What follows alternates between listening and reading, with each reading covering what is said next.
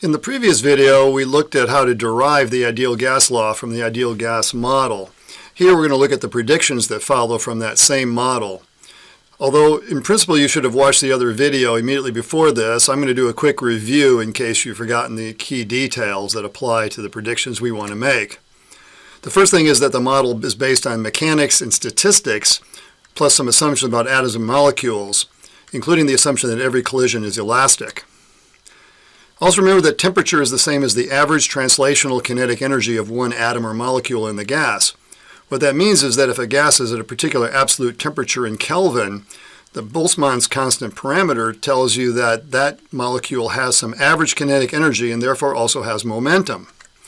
As a result, Newton's second law says that a net force is required to change the momentum of the atoms or molecules in the gas when they collide with a wall.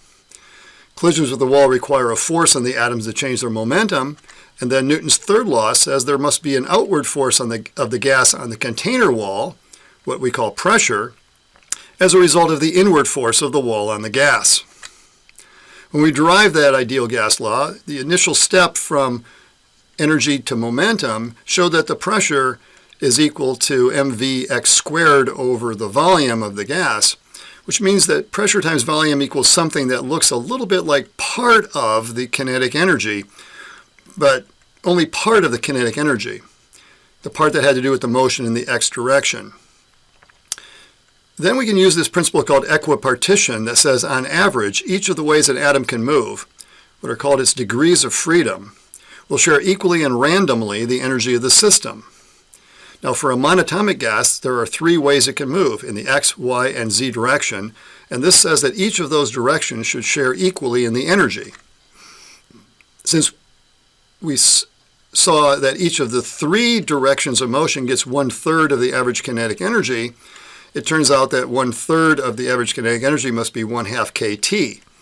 And 1/3 of that average kinetic energy is, in fact, the 1/2 mvx squared that we had before. So that term can be replaced with kT. The mvx squared can be replaced with kT. And we get something that then looks exactly like the ideal gas law for one atom. Now I want to emphasize, because it's important to other things that we're going to do, that the energy associated with each degree of freedom is equal to 1/2 kT, whether it's kinetic energy of rotation, kinetic energy of translation, or something else like some internal vibrational energy. But only the translational kinetic energy determines the temperature and the pressure in the ideal gas law. So when we found PV equals kT for one atom, that means PV equals nKT for n atoms, or PV equals nRT for n moles of the gas. Experiment tells us what that gas constant is. In fact, it tells us that gas constant to more than 6 significant figures. It's rather simplistic to say that we're just fitting PV equals nRT, because that's not how this number is determined. But what matters is that experiment determines a single number, either the gas constant or the Boltzmann's constant K, as the single model parameter of this kinetic theory of gas, or the ideal gas model. This is a prediction confirmed by experiment that if you fit PV versus T data for different monatomic gases, like helium and neon or argon, you'll get a straight line, and each of those straight lines will have exactly the same slope, the slope of either K or R, depending on how you write it. And this is confirmed by experiment. We get straight lines with that single slope. Once you've got that parameter controlled, we can then make other predictions. One of those results is that the monatomic gas has an internal energy, which is just the sum of the kinetic energies, the random kinetic energies of the atoms in the gas. That's all you have when you've got single atom molecules, single atoms in the gas, is that you have just kinetic energy. So you get that the internal energy is just 3/2 nKT or 3/2 nRT. And what that does is predicts that there's a definite amount of energy required to change the temperature by 1 degree Celsius, or 1 Kelvin. And that is the energy associated with that 3/2 nR, which is like a slope. In fact, it is a slope. At constant volume, the heat, that is the energy flowing into the gas, what we call Q, is the change in internal energy, and that's going to be 3/2 nR delta T. We define that Q, that heat, as NCV delta T, where C sub V is the specific heat at constant volume, as a convenience for summarizing all of those numbers in one quantity. And then CV is the slope, that is the delta U over delta T, divided by N to remove the moles. What makes it the specific heat is it's specific to the gas, not how much of the gas we have. So we divide out the number of moles to make it specific property of the gas. And that number comes out to be 3/2 R as the specific heat per mole at constant volume. The V means volume. On a graph, that's a straight line whose slope is 1/2 R after you divide out the number of moles. Again, it's defined by 1 over N du dt, which is also how you measure. You make an experimental measurement of the internal energy or the heat as a function of temperature and fit that, and you find that the slope divided by the specific heat should be 3/2 R. Here's an example of something like that for a kilogram of neon.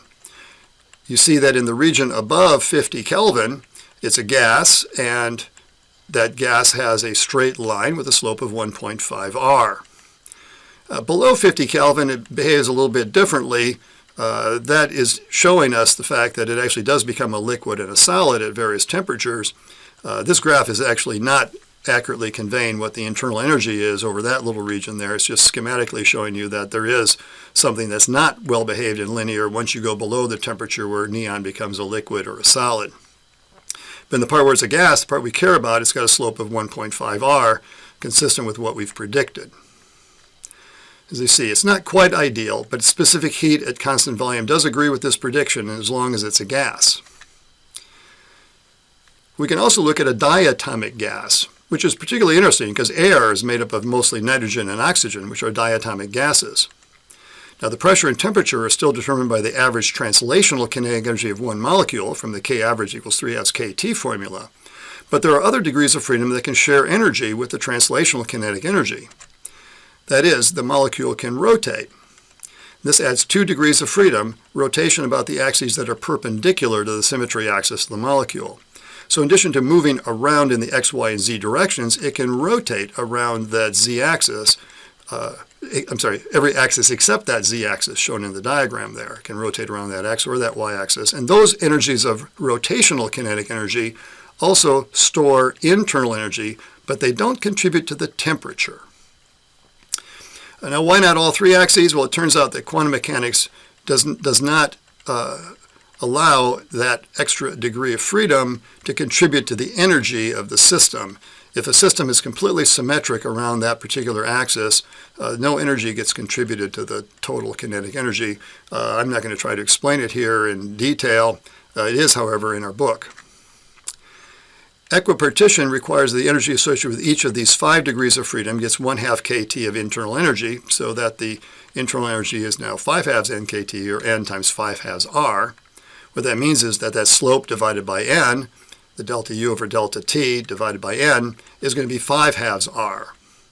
A little bit bigger for a diatomic molecule than it is for a monatomic molecule. So experimental data for air, N2, and O2 are in very good agreement with this prediction. As a result, CV equals 5/2 R is commonly used for thermodynamic properties involving air, but the result does depend on temperature. But we have to be careful to only apply it in a region around what we'd call room temperature, the kind of temperatures that we'd be concerned with in normal operation of like an automobile engine. You can also make predictions about the speed distribution of gas molecules. There was nothing in our derivation of the ideal gas model about any details of the random distribution of speeds of the atoms and molecules in the gas. Just said it happened. But Maxwell and Boltzmann get additional information from the statistical mechanics used in their much more detailed derivation. The full model shows the distribution of speeds that depends on temperature. At low temperature, you see lower speeds on average of the molecules. At higher temperature, you see higher average speeds. And the distribution has a lot of detail in it. Not only the averages and the peaks, but the details of that distribution have been confirmed by experiment. One part of this result was called the thermal velocity. It's easy to get from what we already know about the average kinetic energy. Of course, the average kinetic energy is just the average of 1/2 mv squared over the n molecules in the gas. If it's a simple gas, that is, there's all the same molecules or all the same atoms, we can factor out that 1/2 m, and we end up with this quantity, the sum of vi squared over n, which is the square of what's called the root mean square velocity. That VRMS, as it's called, the root mean square speed, is also what's called the thermal velocity. So the quantity that's highlighted in red there is what's called the thermal velocity in thermodynamics.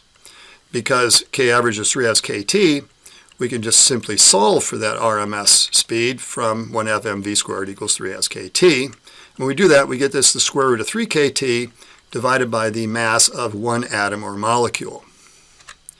Okay, I'm going to be ending here, but as an aside, root mean square means to take the square root of the average, that is the mean, of the square of v. So you first square the velocities, the individual velocities of each of the n molecules, sum them up from 1 to n, divide that by n, which is the average, and then take the square root of the answer. This can be calculated from speed distribution data, and that's one of the other quantities that one is testing. Okay, so to conclude, I've used a couple of figures from the textbook by Wolfson.